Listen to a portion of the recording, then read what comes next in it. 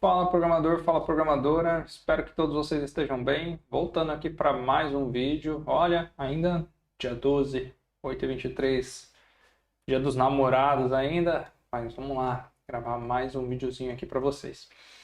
Bom, continuando o que nós estamos fazendo, nós temos um problema agora na nossa aplicação, certo? Um problema que é os nossos testes pararam de funcionar depois que nós conectamos a nossa aplicação com o banco de dados real.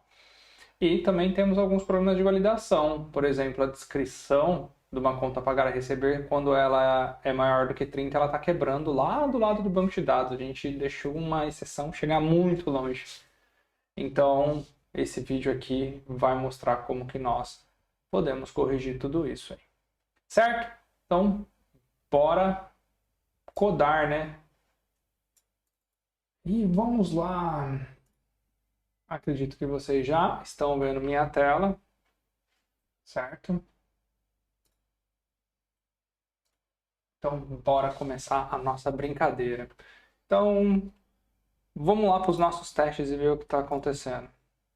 Se eu vir aqui em testes e mandar rodar, ele já vai quebrar aqui, porque ele está retornando um valor diferente. E uma coisa bizarra que está acontecendo, né? Toda vez que eu rodo os testes, ele está inserindo dados lá no meu banco de dados real. Olha que coisa bizarra, ó. Então, rodo o teste mais uma vez. Olha lá, ó. Ele está inserindo dados no meu banco de dados real. Isso é bem ruim, né? Eu não quero que na hora do teste a minha aplicação vá ao meu banco de dados real, né? Então, uma forma que o Fast API nos dá é de carregar uma dependência nova. Lembra aquela dependência que eu fiz, que é o getDB? Eu consigo sobrescrever essa dependência aqui apontando para um outro banco de dados. Tá? Então, nós vamos apontar a nossa aplicação aqui para um SQLite, que é um banco de dados local, e que o Fast API vai conseguir executar os testes apontando para ele de uma forma que não quebre. Tá? Como que nós vamos fazer isso aqui? Tá? Então, vamos lá.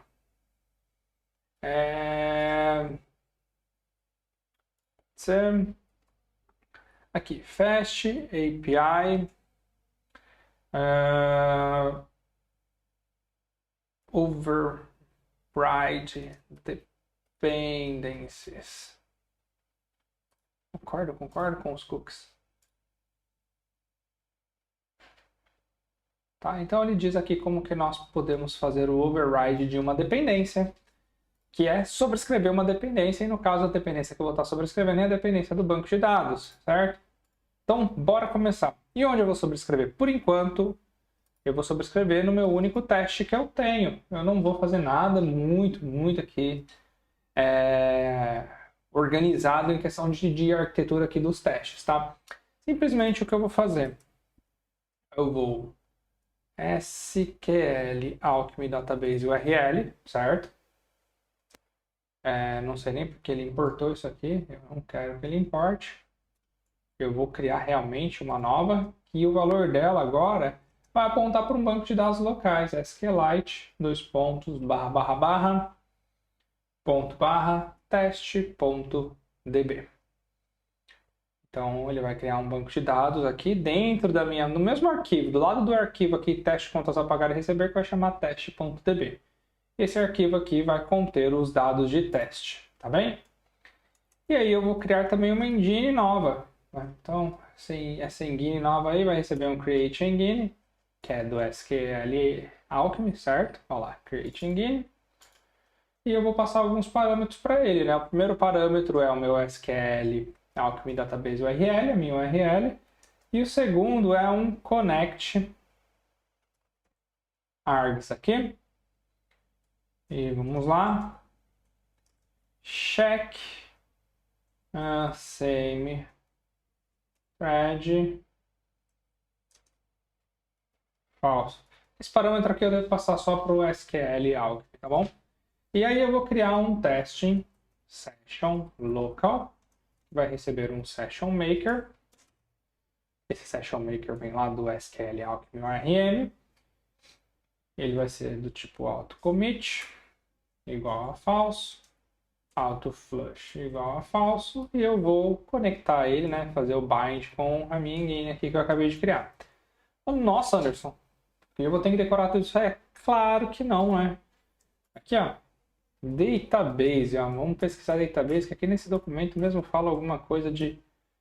Aqui, ó, testing a database, olha lá.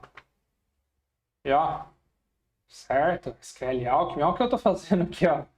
Muito, muito parecido, certo? E aí, continuando,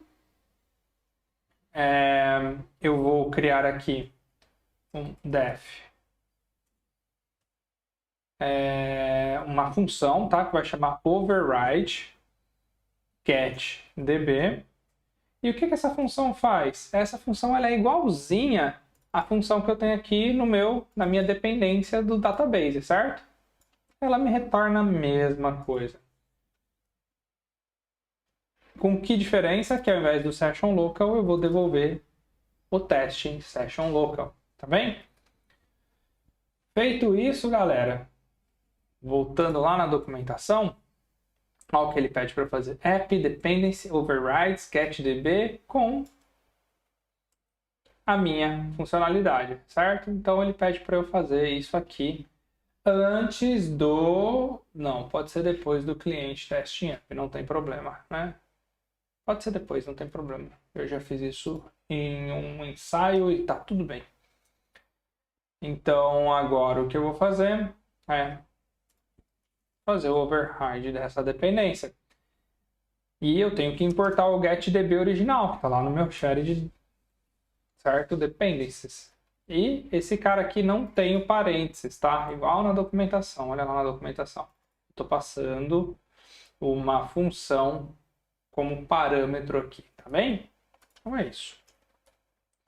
Feito isso, galera, ele vai começar a rodar os meus testes. E vamos ver se os nossos problemas vão ser resolvidos, né? Vou mandar rodar os testes de novo. É claro que não, né? Nós não mudamos nada, né? Por que que esses testes iriam rodar assim, numa boa, sem nós mudarmos nada, né? Então, primeira coisa, né? Quem que vai criar o banco de dados aqui do TestDB? Em nenhum momento ele está sendo criado. Mas eu posso ser o responsável por criar esse banco de dados. Como, né? Lembra lá que eu posso fazer um base, ponto, metadata, ponto, drop, all, pid, engine igual a engine. E o base, é claro, eu vou importar ele lá de shared database. E depois um create all, tá bom?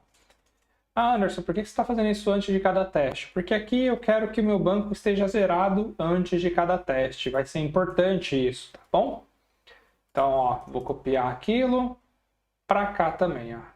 Drop all, create all. Ah, Anderson, você está replicando o código, é uma má prática. Sim, é uma má prática, mas nesse caso aqui, eu não quero ensinar vocês como fazer o melhor teste possível, não é essa a ideia. Eu só quero mostrar para vocês como fazer o teste. Porque o teste, ele tem toda uma arquitetura ali, né? Ele tem coisas que acontecem. Ah, isso executa antes de cada teste, isso executa antes da classe de teste, isso executa quando todos os testes começam. Então tem N coisas que nós precisamos fazer aqui para que os testes fiquem filezinhos, bonitinhos. Mas não vamos nos preocupar com isso agora, porque senão nós não vamos conseguir seguir aí com o que realmente é importante, que é a essência. A essência aqui de como testar, de como deixar a minha aplicação com uma cobertura de teste, de como fazer os meus endpoints estarem validados. Isso é a essência nesse momento. Depois nós vamos vir com a organização, tá bom? Pronto. Feito isso, também se eu rodar os testes não vai adiantar nada, porque a única coisa que ele vai fazer é criar. E aí, vamos lá, né? Aqui no criar contas a pagar e receber, tá vendo que ele está tentando usar o ID 3? Mas não tem ID 3, então eu sei que é ID 1, porque o meu banco é novo, certo? E aí, esse teste já deve começar a passar. Vamos rodar todos os testes e ver? Esse teste ainda não começou a passar. Por que será que esse teste ainda não começou a passar, né? Vamos ver ali. Teste deve criar conta, pagar e receber. Aqui, porque o parâmetro não é byte. Engine é só byte. Pronto. Aqui em cima também. Pronto. Falei pronto antes de acabar, né? Uma ansiedade é meu. Pronto. Então, um teste passou. e um teste falhou. E qual que é o teste que falhou? O nosso primeiro teste de listar. Por quê? Meu banco está vazio. Como que eu vou listar alguma coisa se o meu banco está vazio?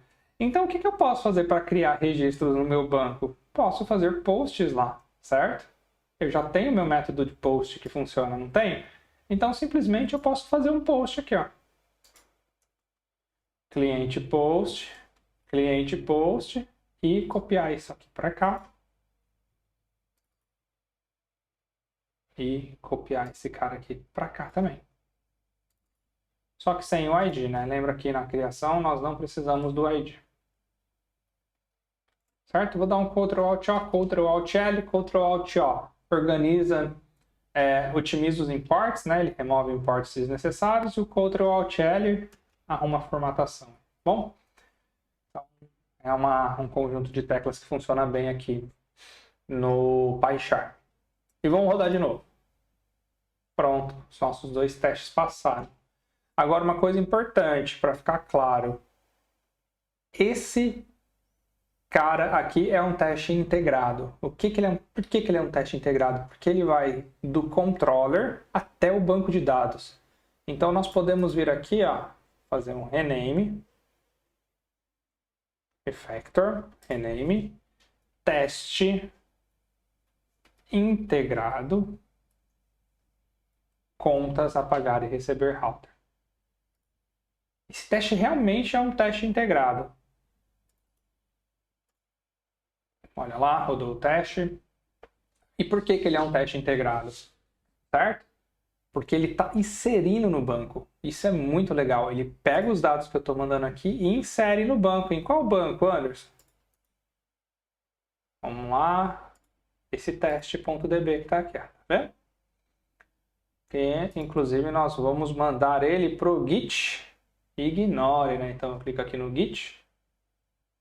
Add to Git ignore.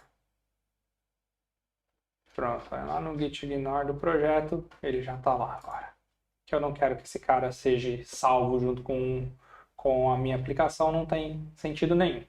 Agora, continuando na ideia dos testes, nós podemos escrever um teste novo aqui, certo? E esse teste vai chamar o seguinte. Vamos lá.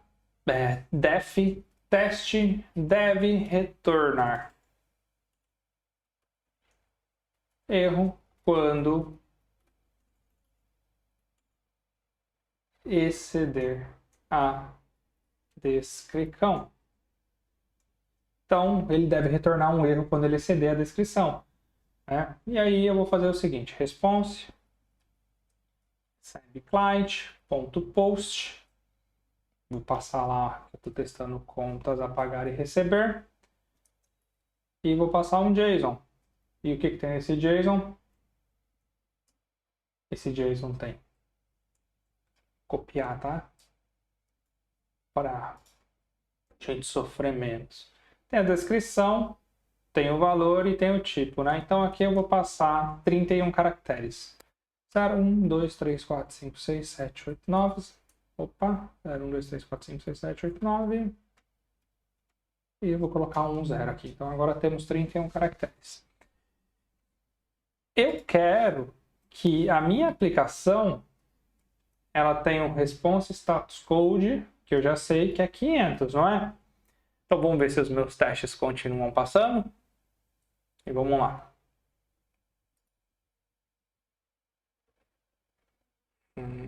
Teste deve retornar erro aqui. 2, 3, 4. Tem 31 caracteres. Tem 31 caracteres. Tem, né? Só que ele não deu 500. Agora uma coisa. Vamos dar uma bisbilhotada lá no nosso modelo. Nosso modelo aqui. O nosso modelo está dizendo que a descrição não pode ser maior do que 30. E por algum motivo, eu não sei se isso é alguma particularidade do banco de dados SQLite que está deixando passar. Tá bom? Mas não deveria. Deveria dar um erro. Mas enfim. Vou provar para vocês que isso aqui daria um erro, tá bem? Vamos lá. Vamos fazer o erro acontecer. Como que eu faço o erro acontecer? Subo a minha aplicação. Agora eu vou subir minha aplicação, que está apontando para o banco de dados real, não para o banco de dados de teste.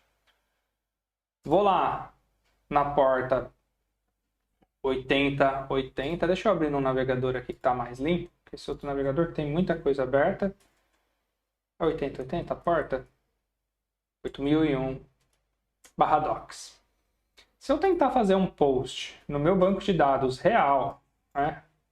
Olha lá, descrição, tipo, vamos ver o que vai acontecer. Olha lá, ele deu 500. Então, no banco de dados real, realmente dá 500. Aí é alguma coisa do SQLite varchar size.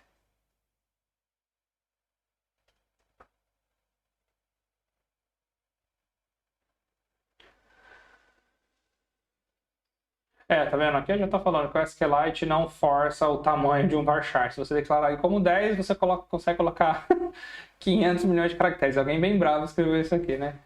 Mas enfim, é uma particularidade aí do SQLite. Mas nós teríamos de qualquer forma tratar esse erro. Porque olhem aqui, né? Eu não quero de forma alguma que ele me retorne 500. Internal server error. Não, isso aqui está totalmente errado. Eu não posso deixar com que ele me retorne esse tipo de problema. É um problema do servidor. Então eu tenho que tratar isso. E como que eu trato isso? Lá no meu roteador, certo? Aqui no meu router. Cadê o meu router? Router. Aqui. Aqui no meu roteador, eu tenho um objeto de request. E aqui nesse objeto de request eu posso tratar ele, eu posso colocar restrições. Então eu posso falar que ele é do tipo field, que ele, na verdade, ele vai receber um field do PyIdentic. Observe que eu estou importando ali do PyIdentic o field, tá? Onde o tamanho mínimo é igual a 3 e o tamanho máximo é igual a 30. Já vamos aproveitar aqui e vamos fazer aqui o decimal também. Eu quero que sempre o valor seja maior do que 0. E o tipo, eu quero sempre que seja ou a pagar ou a receber. Aí a gente vai ter que definir um enum. O Python também tem o tipo enum. E como que eu defino um enum no Python? Eu vou lá, conta, pagar, receber, tipo enum. E eu vou dizer que ele estende de string e estende de enum. Essa é a sintaxe, tá? O enum você também tem que importar ele do pacote enum. Lá em cima ele vai colocar from enum import enum. E aí eu coloco que ele tem pagar, que recebe pagar, e receber, que recebe receber. Pronto.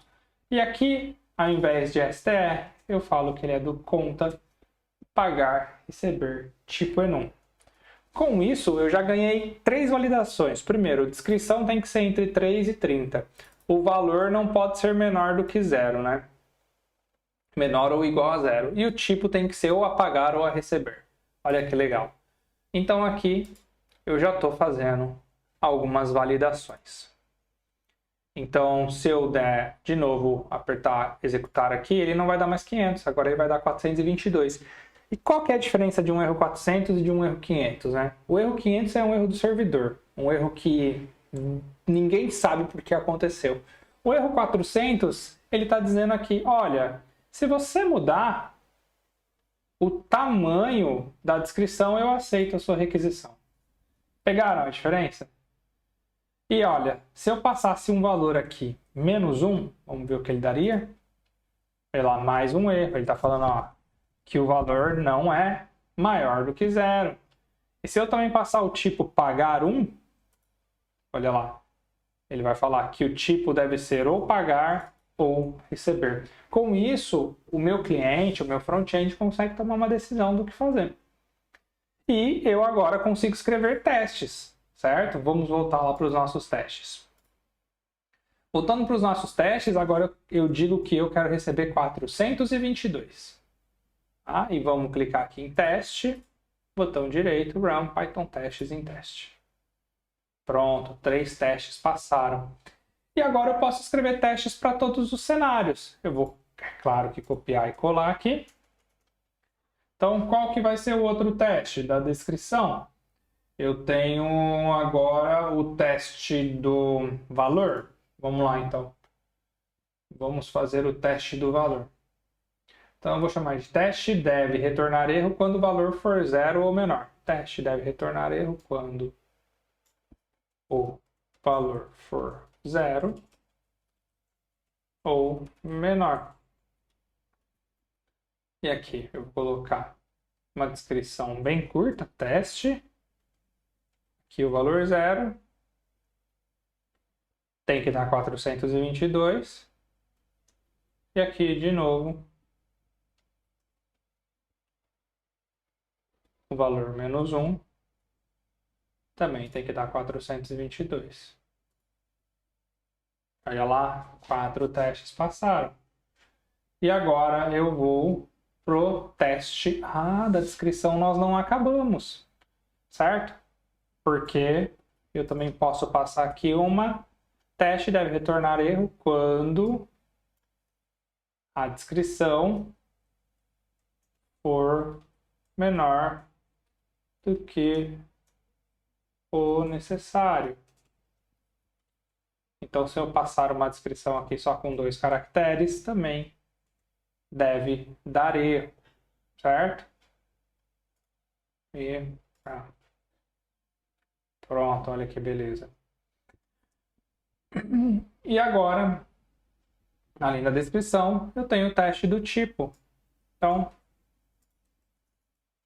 teste deve retornar erro quando o tipo for inválido.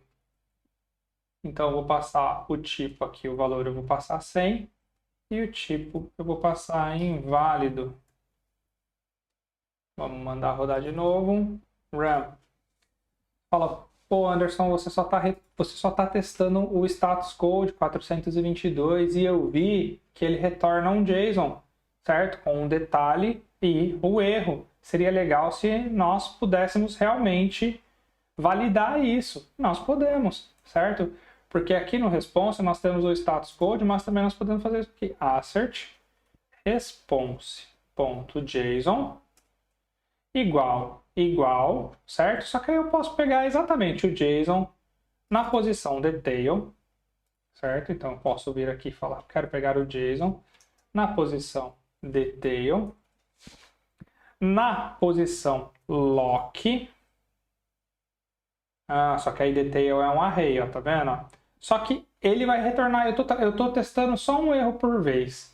Então eu posso realmente pegar aqui na posição 0 de detail, né? Então eu posso fazer detail na posição 0, que seria o primeiro item. E aí eu posso ver se lock, certo? Se lock é igual. No caso de descrição, vai estar body e descrição dentro do array. Então, body, um array novo que tenha 2 strings. Eita, tá difícil o teclado aqui hoje. Body, descrição. E vamos rodar esse teste e ver se está funcionando. Olha lá. Então, quando exceder a descrição, deve retornar isso. Quando a descrição for menor que o necessário, também vai retornar isso, porque também é um problema com a descrição, certo? Então, vamos lá, 2. O valor aqui eu vou colocar 100 e colocar apagar. Ele só vai me retornar um erro, que é na posição 0.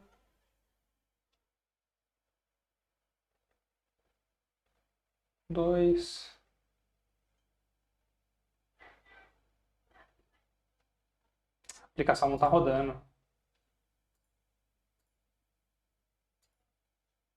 Pronto. Tá vendo? Então ele só vai me retornar 1. E aí eu conseguiria pegar mais coisas aqui para ter certeza, mas pelo nosso cenário esse teste já é o suficiente, tá bem? Nós também temos que saber a hora de parar, senão começamos a fazer muitas coisas desnecessárias com um cenário básico, tá? Então, aqui no valor menor que 0, como eu estou testando uma coisa só, quando o valor for menor que 0, vamos ver o que ele vai retornar. Menor que 0, Olha lá, então é body e valor. E aqui, quando for tipo,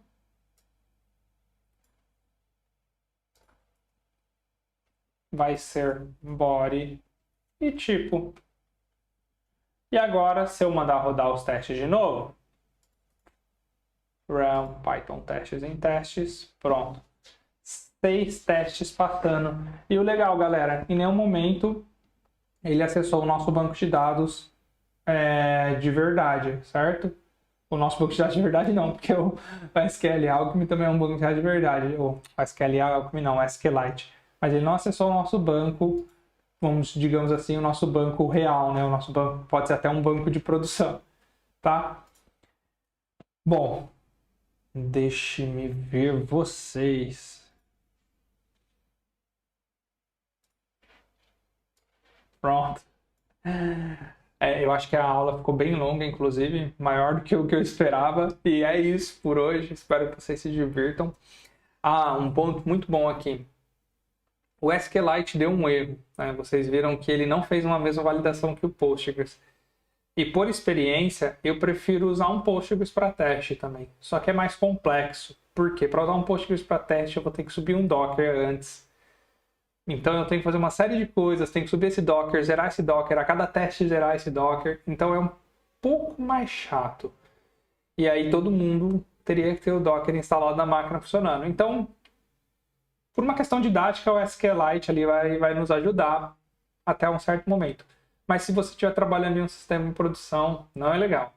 Porque ele pode dar um falso positivo, falar que está funcionando algo que não está. Então é isso, galera. Assim, acho que de problema foi só esse mesmo que nós tivemos nessa aula. E eu volto aí com vocês com mais aulas nos próximos dias aí. Certo? Se cuidem. Boa semana para todo mundo. E para quem for ver esse vídeo outro dia, né? Até já. Até mais. Se cuidem. Tchau, tchau.